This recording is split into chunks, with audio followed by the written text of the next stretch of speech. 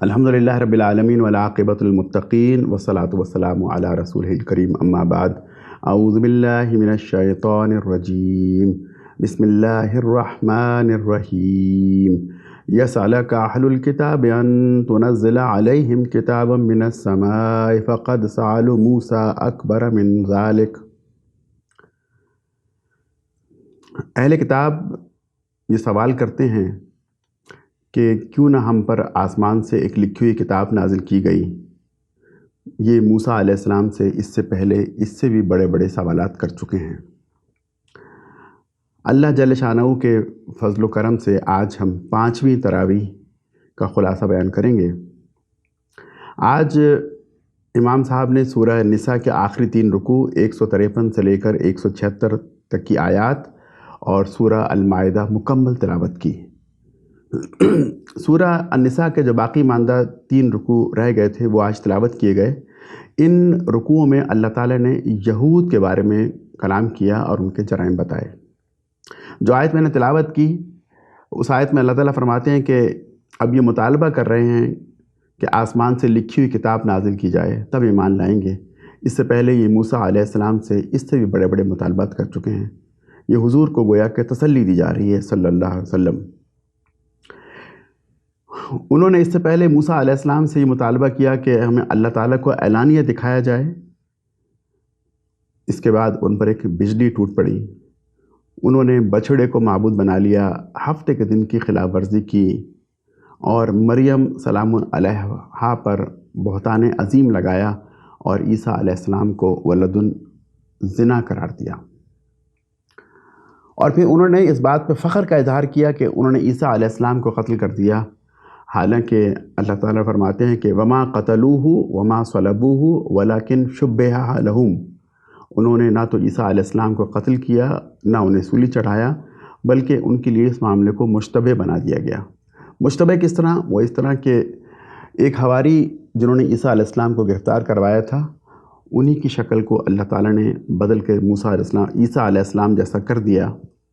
یعنی جس حواری نے عیسیٰ علیہ السلام کو گرفتار کروایا تھا اس کی شکل تبدیل کر کے عیسیٰ علیہ السلام کی طرح کر دی، اور بنی اسرائیل نے سمجھا کہ یہ عیسیٰ ہیں اور انہیں پھانسی پر لٹکا دیا، جبکہ عیسیٰ علیہ السلام کو اللہ تعالیٰ نے آسمان پہ زندہ اٹھا لیا۔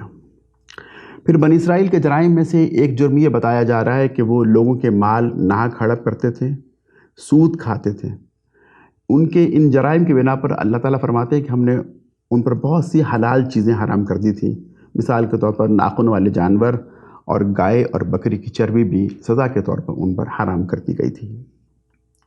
اللہ تعالیٰ فرماتے ہیں کہ جس طرح ہم نے تم پر وحی کی اس طرح ہم نے آپ سے پہلے بہت سے انبیاء پر وحی کی اور ان انبیاء کا نام بھی لیا۔ اور انبیاء کا نام لینے کا مقصد یہ تھا کہ بتا دیا جائے کہ ان انبیاء پر وحی آئی تھی، اور وحی بھیجنے کا مقصد یہ تھا کہ ان کی اقوام پر یہ حجت قائم ہو جائے، وہ یہ نہ کہہ سکے کہ کوئی رسول ان کی جانب نہیں آیا تھا، بلکہ ہر امت کی جانب ایک رسول آیا جس نے اللہ کا پیغام ان کو پہنچایا۔ پھر اللہ تعالیٰ فرماتے ہیں کہ ان انبیاء جن کی جانب ہم نے وحی کی ان میں سے ایک نبی موسیٰ علیہ السلام بھی تھے جن سے اللہ تعالیٰ نے گفتگو کی۔ کلم اللہ موسیٰ تکلیما، اللہ نے ان سے اس طرح بات کی جس طرح کہ بات کی جاتی ہے۔ تو اے لوگوں، بالکل اسی طریقے سے جس طرح اور پیغمبر پہلے آئے، اب اللہ کے رسول محمد صلی اللہ علیہ وسلم آپ کی جانب آ گئے ہیں، اور تو ان کی بات کو سنو اور مانو۔ اور اللہ تعالیٰ گواہی دیتا ہے کہ اللہ نے جو کچھ نازل کیا ہے محمد صلی اللہ علیہ وسلم پر وہ اپنے علم کے بنیاد پر نازل کیا ہے، یعنی کہ صحیح تر ہے، اور جن لوگوں نے ان کا انکار کیا وہ گمراہی میں دور نکل گئے، اور اللہ ان کو ہرگز معاف نہیں کرے گا۔ اے اہل کتاب، تم اپنے دین میں غلو یعنی زیادتی نہ کرو، اور 3 خداؤں کے عقیدے کو چھوڑ دو، باز آ جاؤ، اللہ تو بس ایک ہی ہے۔ سورہ نساء کے آخر میں اللہ تعالیٰ نے مختصراً وراثت کے کچھ قوانین بیان کیے ہیں، اور اس پر سورہ النساء ختم ہوتی ہے۔ سورہ النساء کے بعد سورہ المائدہ شروع ہوتی ہے۔ بسم اللہ الرحمن الرحیم، یا ایہا الذین آمنوا اوفوا بالعقود احلت لکم بہیمۃ الانعام۔ اے لوگوں جو ایمان لائے ہو، اپنے قول و قرار کو پورا کیا کرو، اور تمہارے لیے مویشی جانوروں کو حلال کر دیا گیا ہے۔ یہ سورہ نساء کی سورہ المائدہ کی آیت ہے۔ سورہ المائدہ مدنی صورت ہے. یہ صلح حدیبیہ کے بعد 6 یا 7 ہجری میں نازل ہوئی. اس کی شان نزول یہ ہے کہ جنگ احد کے بعد مسلمان زخمی شیر کی طرح اٹھے اور 200 میل کے ریڈیس مدینہ کے اطراف میں قبائل کا زور توڑ دیا. کفار کو اس کا اندازہ ہوا تو وہ مل کر جنگ احزاب میں مسلمانوں کے خلاف مد مقابل ہوئے، لیکن وہ شکست سے دوچار ہوئے. جنگ احزاب میں غیر مسلمین کی شکست کے بعد اب اسلام ایک عقیدہ نہیں رہا بلکہ ایک ریاست کا مذہب بن گیا اور ایک تہذیب بن گیا. صلح حدیبیہ کے بعد مسلمانوں کو اور نبی علیہ السلام کو سکون میسر آیا تو آپ نے روم، ایران اور مصر کے بادشاہوں کو خطوط لکھے. یہ وہ زمانہ تھا جب سورہ المائدہ نازل ہوئی. سورہ المائدہ کے بارے میں حدیث میں آتا ہے کہ المجاہدین قال قال رسول اللہ صلی اللہ علیہ وسلم علموا رجالکم سورۃ المائدہ وعلموا نساءکم سورۃ النور. حضرت مجاہد بن جبر فرماتے ہیں کہ نبی علیہ السلام نے فرمایا کہ اپنے مردوں کو سورہ المائدہ سکھاؤ اور اپنی عورتوں کو سورہ النور سکھاؤ. پھر ایک اور حدیث میں آتا ہے جسے عطیہ بن قیس روایت کرتے ہیں کہ نبی علیہ السلام نے فرمایا کہ آخری صورتوں میں سے ایک صورت المائدہ ہے. جس چیز کو اس صورت میں حلال بتا دیا اسے حلال سمجھو اور جس چیز کو اس میں حرام قرار دے دیا گیا اسے حرام سمجھو. سورہ المائدہ کے مضامین میں مذہبی، سیاسی اور تمدنی احکامات شامل ہیں. مسلمانوں کو بحیثیت حکمراں طاقت کے صحیح استعمال کا طریقہ بتانا تھا اور یہودیوں کو ایک بار پھر نصیحت کی گئی. مختصراً یہ کہ اس صورت میں اہل کتاب پر اتمام حجت کر دی گئی اور مسلمانوں کو احکام شریعت بتا دیے گئے، گویا کہ احکام شریعت کا فائنل ورژن. اس سے پہلے احکام شریعت سورہ البقرہ اور سورہ آل عمران اور سورہ نساء میں آئے تھے، ان کی تکمیل سورہ المائدہ میں ہوئی. پہلی چند آیات میں حلال و حرام کے احکام بتائے گئے. یہ کہا گیا کہ وعدے پورے کرو. تمام مویشی جانور حلال ہیں. مویشی جانور وہ ہوتے ہیں جو کہ گھاس کھاتے ہیں اور جن کے نوک دار دانت نہیں ہوتے سامنے کے، یعنی کینائن ٹیتھ نہیں ہوتے. مویشی تو حلال ہیں لیکن کچھ اور جانور حلال نہیں ہیں جن میں مردار ہے، سور کا گوشت ہے اور ایسا ذبیحہ جو کہ اللہ کے علاوہ کسی اور کے لیے کیا گیا ہو، اور خون بھی حرام ہے. اس طرح وہ جانور بھی حرام ہے جو کسی آستانے پر ذبح کیا گیا ہو اور اللہ تعالیٰ نے قسمت کا حال معلوم کرنے سے منع کیا. حدیث میں مزید کچھ اور وضاحتیں آئیں. مثال کے طور پر درندے حرام ہیں، شکاری پرندے حرام ہیں، مردار خور جانور حرام ہیں اور جلالہ غلاظت کھانے والے جانور بھی حرام قرار دیے گئے ہیں. گویا درندے، شکاری پرندے، مردار خور اور جلالہ یہ تمام جانور بھی حرام قرار دیے گئے ہیں. پھر یہ کہا گیا کہ احرام کی حالت میں شکار نہ کرو. ہاں، سمندری شکار کیا جا سکتا ہے. سدھائے ہوئے شکاری جانور کا پکڑا ہوا جانور بھی حلال ہے. اگر کسی جانور کو سدھایا گیا ہو شکار کرنے کے لیے اور اللہ کا نام لے کر چھوڑا گیا ہو اور وہ کسی جانور کو پکڑ لے اور آپ کے لیے رو کے رکھے تو اسے بھی کھایا جا سکتا ہے. اگر وہ مر گیا ہو تو بالکل جائز ہے اور اگر مرا نہ ہو تو پھر اسے ذبح کر کے کھایا جا سکتا ہے. اہل کتاب کا کھانا بھی حلال ہے. ان کے ذبح کیے ہوئے جانور سور کے علاوہ وہ مسلمانوں کے لیے حلال ہیں. ان کی عورتوں سے نکاح کرنا جائز ہے. اور پھر یہ فرمایا گیا کہ جب نماز کے لیے کھڑے ہو تو وضو کر لیا کرو. وضو کا کچھ طریقہ بتایا گیا. اگر وضو کے لیے پانی میسر نہ ہو تو تیمم کرنے کا حکم دیا گیا. پھر کہا گیا کہ شاعر اللہ کا احترام کرو اور عمرے پر جانے والوں کا راستہ نہ روکو. اس بات کا امکان تھا کہ مسلمانوں کو صلح حدیبیہ کے موقع پر عمرہ نہیں کرنے دیا گیا تو کہیں ایسا نہ ہو کہ مدینہ کے اطراف سے کچھ قبائل نکلیں عمرے کے لیے اور مسلمان انہیں روک دیں بدلے کے طور پر. تو انہیں حفظ ما تقدم کے طور پر پہلے ہی کہہ دیا گیا کہ ایسے لوگوں کو عمرہ کرنے پر جانے سے نہ روکا جائے اور کہا گیا کہ نیک کام میں تعاون کرو. پھر فرمایا کہ قوامین للہ شہداء بالقسط. اے مسلمانوں، تم اللہ کے لیے عدل کے گواہ بن کے کھڑے ہوا کرو. ولا یجرمنکم شنعان قوم علی الا تعدلوا. اور کسی قوم کی دشمنی تمہیں حق سے نہ پھیر دے. عام طور پر جب بھی کوئی شخص کسی ذمہ داری کے منصب پر ہوتا ہے اور فیصلہ کرنے کی پوزیشن میں ہوتا ہے تو دو وجوہات کی بنا پر فیصلہ غلط ہو سکتا ہے. ایک تو کسی کی محبت میں یا کسی کی دشمنی میں. تو یہاں دشمنی والا پہلو نمایاں کیا گیا کہ کسی کی دشمنی میں تم غلط فیصلہ نہ کر لینا. اور اللہ تعالیٰ فرماتے ہیں کہ ہم نے تمہیں ایک گروہ کی دست درازی سے بچایا۔ یہ ایک واقعے کی جانب اشارہ ہے جب یہود نے یہ پلاننگ کی کہ اللہ کے رسول علیہ السلام کو بہانے سے قتل کر دیا جائے، دعوت کی گئی۔ ان کا پلان یہ تھا کہ حضور دعوت کے لیے جس مکان میں آئیں گے دیوار کے ساتھ بٹھائیں گے ان کو اس طریقے سے کہ دیوار کے اوپر سے چھت سے ایک بھاری پتھر آپ پر گرا دیا جائے گا اور پتھر کی زد میں آ کے آپ نعوذ باللہ ہلاک ہو جائیں گے۔ لیکن اللہ تعالیٰ نے اپنے رسول کو پہلے سے خبر دے دی اور آپ وقت سے پہلے وہاں سے اٹھ کے چلے گئے۔ پھر یہود سے کہا کہ اگر تم ایمان لاؤ، نماز قائم کرو، زکوٰۃ ادا کرو، رسول کی بات مانو تو اللہ کی مدد تمہارے شامل حال ہو جائے گی۔ لیکن اللہ تعالیٰ فرماتے ہیں کہ یہود نے اس بات کو نہ مانا، انہوں نے سوا سبیل کو گم کر دیا، سیدھے راستے کو گم کر دیا، اللہ کی رحمت سے دور ہو گئے۔ جب وہ رحمت سے دور ہوئے تو اللہ تعالیٰ نے ان کے دلوں کو سخت کر دیا۔ اسی طرح عیسیٰ علیہ السلام کو اللہ تعالیٰ کا بیٹا کہنے والوں نے بھی کفر کیا، وہ وعدہ بھول گئے اور وعدے کو بھلانے کی بنا پر اللہ تعالیٰ فرماتے ہیں کہ ہم نے نصارہ کے دلوں میں باہمی طور پر نفرت پیدا کر دی۔ پھر یہود و نصارہ کے ایک قول کا یہاں پر تذکرہ کیا جا رہا ہے کہ یہود و نصارہ کہتے ہیں کہ ہم اللہ کے چہیتے ہیں، تو بتاؤ اگر تم اللہ کے چہیتے ہو تو اللہ تعالیٰ تمہیں پھر سزا کیوں دیتا ہے؟ بنی اسرائیل کی تاریخ کا مزید ذکر کیا جا رہا ہے، کہا جا رہا ہے کہ جب موسیٰ علیہ السلام تم کو سمندر پار کروا کے صحرا سینا پر لے گئے اور تم سے کہا کہ فلسطین میں داخل ہو جاؤ، لیکن تم بنو عمالقہ سے ڈر گئے، تم سمجھے کہ بنو عمالقہ بڑی طاقتور قوم ہے اور ڈرنے کی بنا پر تم نے موسیٰ علیہ السلام کے حکم کو ماننے سے انکار کر دیا اور یہ کہا کہ اذهب انت وربک فقاتلا انا ہاہنا قاعدون، اے موسیٰ تم اور تمہارا رب جاؤ اور جہاد کرو، ہم یہاں بیٹھے ہوئے ہیں۔ تو اس جہاد سے انکار کرنے کے بنا پر اللہ تعالیٰ نے بنی اسرائیل کو 40 سال کی سزا دی کہ 40 سال تک وہ فلسطین میں داخل نہیں ہو سکیں گے اور صحرا سینا میں بھٹکتے رہیں گے۔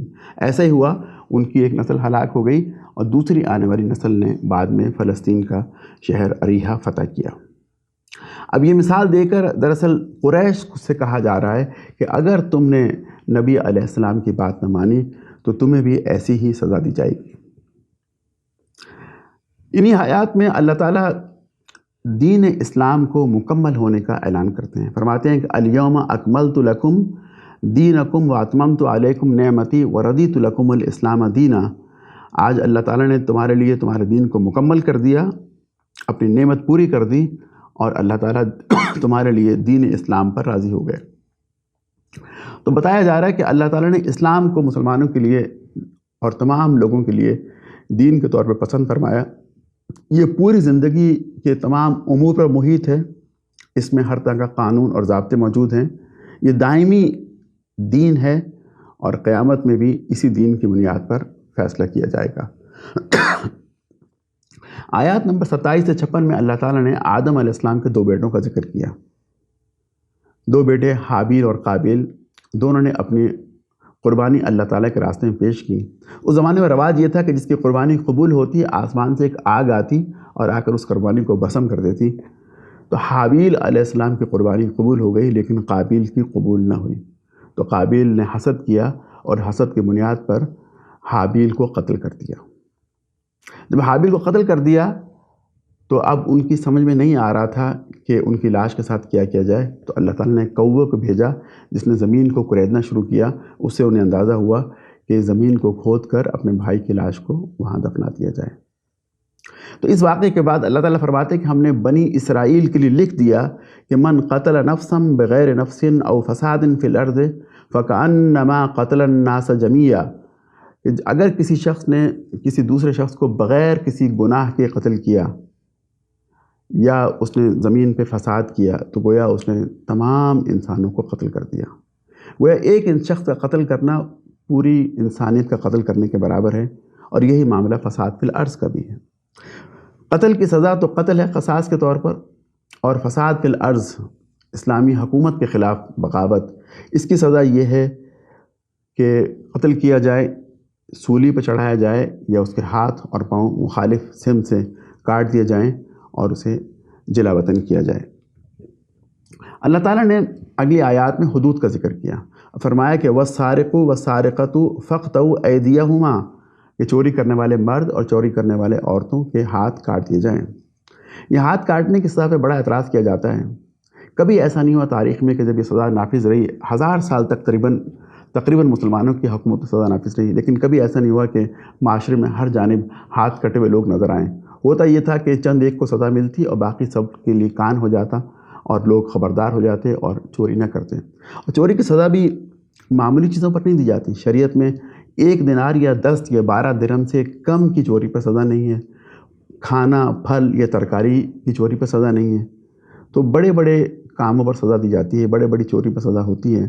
اور پھر چوری کی سزا میں ہاتھ کاٹنا ہی کافی نہیں ہے بلکہ توبہ کرنا بھی ضروری ہے۔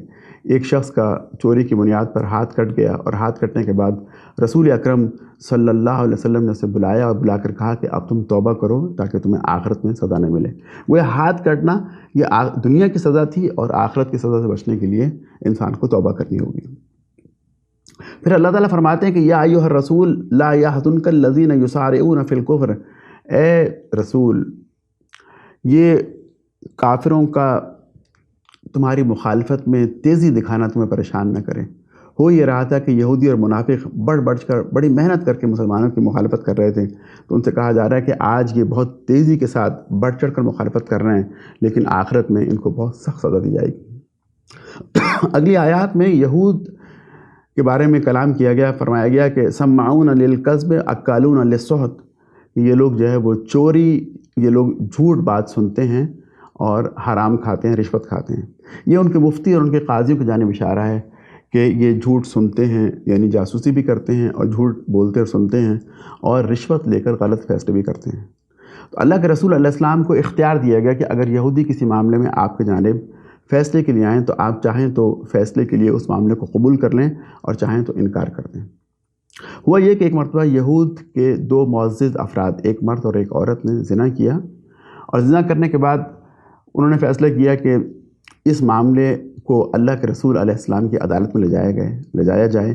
جب وہ لے کر آئے تو حضور اکرم صلی اللہ علیہ وسلم نے ان دونوں کو رجم کی سزا دی۔ اس پر انہوں نے کہا کہ ہمارے ہاں تو رجم کی سزا نہیں ہے، ہم تو دونوں افراد کو منہ کالا کر کے گدھے پر بٹھا کر شہر میں گھماتے ہیں تاکہ انہیں عزت نفس کا مسئلہ ہو اور ان کی بے عزتی ہو۔ تو اللہ کے رسول علیہ السلام نے ایک یہودی سے کہا کہ میں تمہیں قسم دے کر پوچھتا ہوں کہ بتاؤ تمہارے یہاں کیا سزا ہے؟ تو انہوں نے کہا کہ یا رسول اللہ ہمارے یہاں تو اس کی سزا رجم ہے، یہ ہمارے فیصلہ کرنے والوں نے اسے چھپایا ہوا ہے اور یہ جھوٹ بول رہے ہیں کہ ہمارے یہاں رجم کی سزا نہیں ہے۔ تو اللہ کے رسول علیہ السلام نے ان لوگوں پر رجم کی سزا کو نافذ کیا۔ اگلی آیت میں اللہ تعالیٰ فرماتے ہیں کہ وَمَن لَّمْ يَحْكُم بِمَا أَنزَلَ اللَّهُ فَأُولَٰئِكَ هُمُ الْكَافِرُونَ۔ یہ آیت 3 دفعہ آئی اور دوسری دفعہ کافرون کے بدلے میں ظالم کا لفظ آیا اور تیسری دفعہ فاسق کا لفظ آیا۔ پہلی دفعہ یہ آیت 2 مرتبہ یہودیوں کے بارے میں آئی اور 1 مرتبہ عیسائیوں کے بارے میں آئی۔ اس آیت میں یہ کہا گیا ہے کہ اگر تم اللہ تعالیٰ کی اتاری ہوئی شریعت کے مطابق فیصلہ نہیں کرتے تو تم کافر ہو، اگر تم اللہ کی اتاری ہوئی شریعت کے مطابق فیصلہ نہیں کرتے تو تم ظالم ہو اور فاسق ہو۔ گویا جو شریعت اتاری گئی ہے اس کے مطابق فیصلہ کرنے کا حکم دیا گیا۔ اور پھر ایک جگہ اللہ تعالیٰ فرماتے ہیں کہ اگر اہل کتاب ایمان لے آتے، انجیل اور تورات کو نافذ کرتے تو ان پر رزق کی بارش ہوتی۔ حدیث میں آتا ہے کہ کسی شہر میں اللہ تعالیٰ کی ایک حد کو نافذ کرنا اس شہر میں 40 دن کی برسات سے بہتر ہے، یعنی اتنے زیادہ اجر کی بات ہے ایک حد کو نافذ کرنا۔ اور پھر یہ تمام باتیں کہنے کے بعد مسلمانوں سے کہا جا رہا ہے کہ اے مسلمانوں تم قرآن کے مطابق فیصلے کیا کرو، اور یہ فیصلہ جو اسلام کے مطابق ہوگا وہی صحیح ہوگا، جاہلیت کے فیصلے نہ کرو۔ ہر وہ فیصلہ جو اسلام کے دائرہ کار سے باہر ہو وہ جاہلیت کا فیصلہ کہلاتا ہے۔ اور پھر یہ کہا گیا کہ اہل ایمان اے ایمان والو اہل کتاب کو دوست نہ بناؤ، کسی ملامت کرنے والے کی ملامت سے نہ ڈرو اور مرتد نہ بن جاؤ۔ اگر تم ایسا کرو گے تو اللہ تعالیٰ تمہارے بدلے میں اور لوگ لے آئے گا جو اللہ کی شریعت پہ عمل کریں گے اور اللہ تعالیٰ ان کو محبوب رکھے گا۔ آیات نمبر 57 سے 82 میں یہ فرمایا گیا کہ اہل کتاب دین کا مذاق اڑاتے ہیں، مسلمانوں سے جھگڑتے ہیں، تنقید کرتے ہیں، گناہ کے کام میں محنت کرتے ہیں اور حرام کھاتے ہیں، یہ بخیل بھی ہیں اور ان کے علماء ان کو ان کاموں سے روکتے نہیں ہیں۔ اور جو قرآن نبی علیہ السلام آپ پہ نازل ہو رہا ہے، اس قرآن کو سن کر ان کی سرکشی میں اور اضافہ ہو رہا ہے۔ تو اس صورتحال میں کیا کیا جائے اس صورتحال میں اللہ کے رسول علیہ السلام کو حکم دیا گیا کہ یا ایھا الرسول بلغ ما انزل الیک من ربک، تو اے رسول صلی اللہ علیہ وسلم آپ پہنچا دیجئے اس پیغام کو جو آپ کی جانب نازل ہوا ہے۔ یعنی اس صورتحال میں بھی ان کا رویہ کتنا خراب کیوں نہ ہو، آپ فریضہ تبلیغ کو انجام دیتے رہیے۔ اور پھر کہا گیا کہ کچھ لوگ یہ کہتے ہیں کہ اللہ تین میں سے ایک ہے، یہ کلمہ کفر ہے، اور ایسا کلمہ کفر نہیں کہنا چاہیے۔ اگلی آیت میں اللہ تعالیٰ نے ایک بڑی تاریخی حقیقت بیان کی کہ قوموں میں زوال کیسے آتا ہے، معاشرہ کیسے بگڑتا ہے۔ بتایا گیا کہ شروع میں بگاڑ چند لوگوں میں آتا ہے، اگر سوسائٹی ان کو کھلا چھوڑ دے اور کوئی ان کی گرفت نہ کرے، کوئی ان کے لیے امر معروف نہیں عن المنکر کا فریضہ انجام نہ دے، تو پھر یہ چند لوگوں کی برائی اور ان کے برے اعمال رفتہ رفتہ پوری قوم میں پھیل جاتے ہیں اور پوری قوم بگڑ جاتی ہے، اور بنی اسرائیل میں ایسا ہی ہوا۔ تو اس سے دراصل امر معروف اور نہی عن المنکر کی اہمیت کو واضح کرنا مقصود ہے۔ پھر ایک اور حقیقت بتائی گئی کہ مسلمانوں کی دشمنی میں یہود اور مشرک بہت سخت ہیں، اور اگر آج کل کے زمانے میں بات کی جائے تو مسلمانوں کی دشمنی میں یہود اور ہنود بہت سخت ہیں، اور دوستی میں قریب تر نصارہ ہیں یعنی عیسائی ہیں، کیونکہ ان میں عالم، زاہد اور عابد ہیں۔ جیسے کہ اس زمانے میں بادشاہ نجاشی تھے یا اور چند اکا دکا افراد تھے۔ پھر فرمایا کہ یہ اس لیے ہے کہ یہ نصارہ کے لوگ مسلمانوں سے قریب ہوں گے اپنے نیک کاموں کی بنا پر، لیکن ایسا معلوم ہوتا ہے کہ ہر زمانے میں ایسا نہیں ہوا۔ تاریخ میں عیسائیوں نے مسلمانوں پر ظلم بھی بہت کیا، لگتا ہے کہ اس زمانے میں عیسائیوں میں اچھے لوگ شاید نہیں رہے تھے، لیکن دیکھا جائے تو نئے مسلمان ہونے والوں میں تناسب تو اب بھی عیسائیوں کا ہی زیادہ ہے، باقی مذاہب کے مقابلے میں عیسائی لوگ زیادہ کنورٹ ہوتے ہیں۔ آیات نمبر 83 سے 120 میں مسلمانوں سے خطاب کیا گیا اور کہا گیا کہ مسلمانوں حلال کو حرام نہ کرو، عیسائیوں کی طرح راہبانہ طریقہ نہ اپناؤ، قسم کھا کر نہ توڑو، اور قسم اگر توڑنی پڑ جائے تو اس کا کفارہ بتایا کہ 10 مساکین کو کھانا کھلانا ہوگا۔ شراب، جوئے، آستانوں اور پانسوں سے پرہیز کرو، پانسوں یعنی مستقبل کا حال معلوم کرنا، اس سے پرہیز کرو، اور کہا اور شراب اور جوئے سے کیوں منع کیا گیا کہ اس سے حسد پیدا ہوتا ہے۔ اور پھر شراب کے بارے میں تو بڑی احادیث آئیں گی۔ ایک حدیث میں آپ نے فرمایا کہ شراب بنانے والا، شراب کو بیچنے والا، شراب کو خریدنے والا، شراب کو لے جانے والا، پہنچانے والا، ان سب پر اللہ تعالیٰ نے لعنت فرمائی ہے۔ سید عمر کے بارے میں آتا ہے کہ انہیں معلوم ہوا کہ بنو ثقیف کے ایک شخص نے اپنی دکان میں شراب رکھی ہوئی بیچتا ہے، تو آپ نے اس کی شراب کی دکان کو جلا دیا۔ انہی آیات میں اللہ تعالیٰ نے یہ بھی فرمایا کہ ہم نے کعبے کو اجتماعی زندگی کے قیام کا ذریعہ بنایا، یعنی کعبہ مسلمانوں کے اندر اجتماعی زندگی کو فروغ دیتا ہے، اور اس فروغ میں محرم مہینے، احرام مہینے اور قربانی کے جانوروں کا بھی بڑا حصہ ہے۔ قربانی کے جانوروں کی وجہ سے بہت سے لوگ جو ہے وہ حج کے اجتماعی کام میں انوالو ہو جاتے ہیں اور معاون ثابت ہوتے ہیں۔ پھر اللہ تعالیٰ نے نصیحت کی، مسلمانوں زیادہ سوال نہ کیا کرو، زیادہ سوال کرنا اچھی بات نہیں ہے۔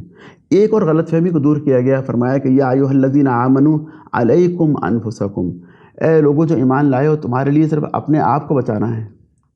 لا یضرکم من ضل اذا اہتدیت، اور اگر باقی لوگ گمراہ ہو رہے ہیں اور وہ راہ راست سے بھٹک رہے ہیں تو تمہارا اس سے کوئی تعلق نہیں ہے۔ اس سے لوگوں نے مطلب لیا کہ اب ہمیں تبلیغ کرنے کی اور لوگوں تک جو ہے اسلام کی دعوت کو پہنچانے کی ضرورت نہیں ہے، امر معروف اور نہی عن المنکر بھی کرنے کی ضرورت نہیں ہے۔ جب یہ بات مشہور ہوئی تو سیدنا ابو بکر صدیق رضی اللہ تعالیٰ وہ خلیفہ تھے، انہوں نے لوگوں کو جمع کیا اور خطبہ دیا اور کہا کہ لوگوں تم اس آیت کا غلط مطلب لے رہے ہو۔ اس آیت کا مطلب یہ ہے کہ تم لوگوں تک صحیح بات کو پہنچا دو، امر معروف نہی عن المنکر کا فریضہ کما حقہ ادا کر دو، اس کے بعد اگر یہ لوگ نہیں مانیں گے تو پھر جو ہے وہ ان کی گمراہی میں تمہارا کوئی حصہ نہیں ہے اور تم اس کے بارے میں اکاؤنٹیبل نہیں ہوگے۔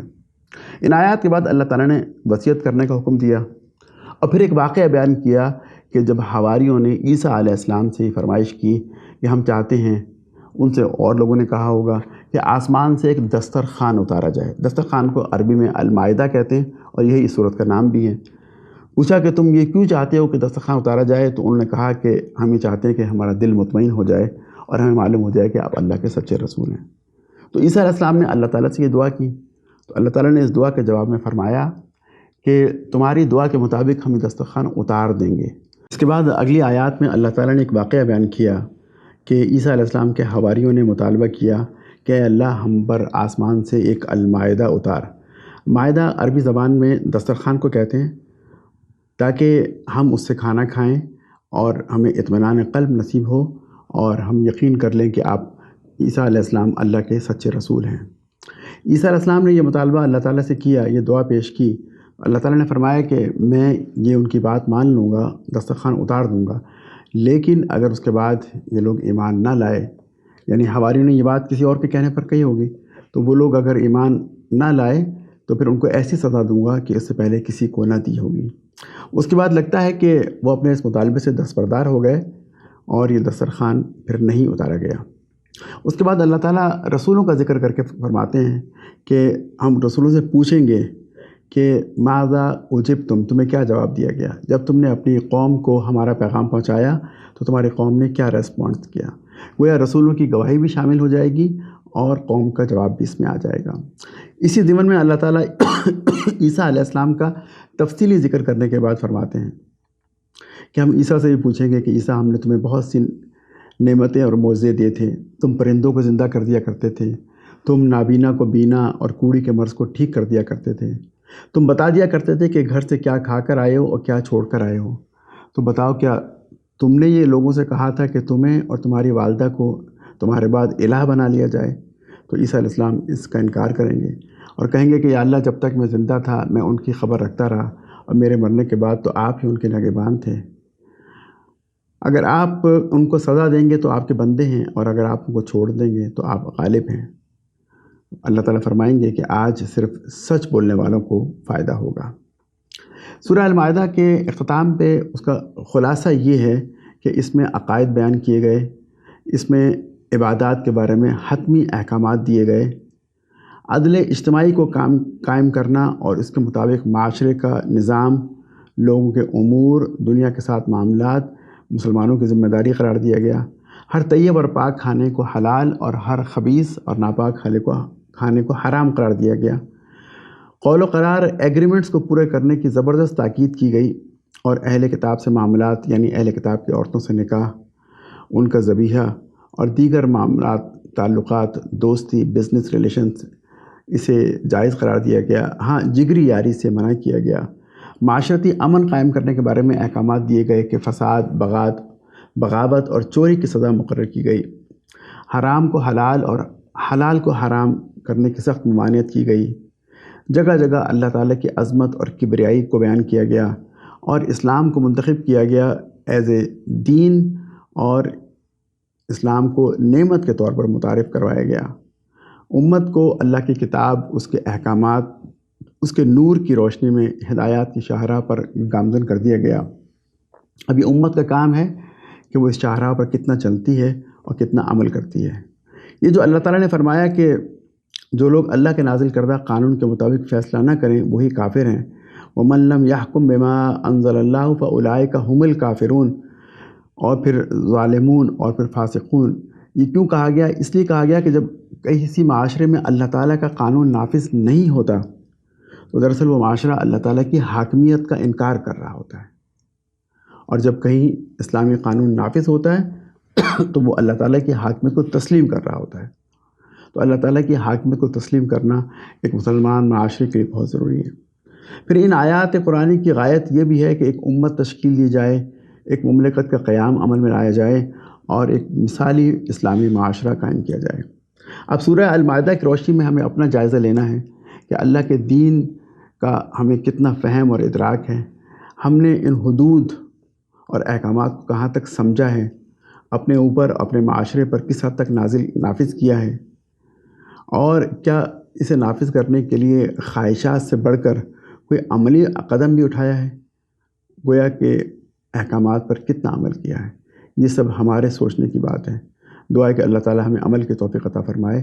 وآخر دعوانا ان الحمد للہ رب العالمین، والصلاۃ والسلام علی رسولہ الکریم۔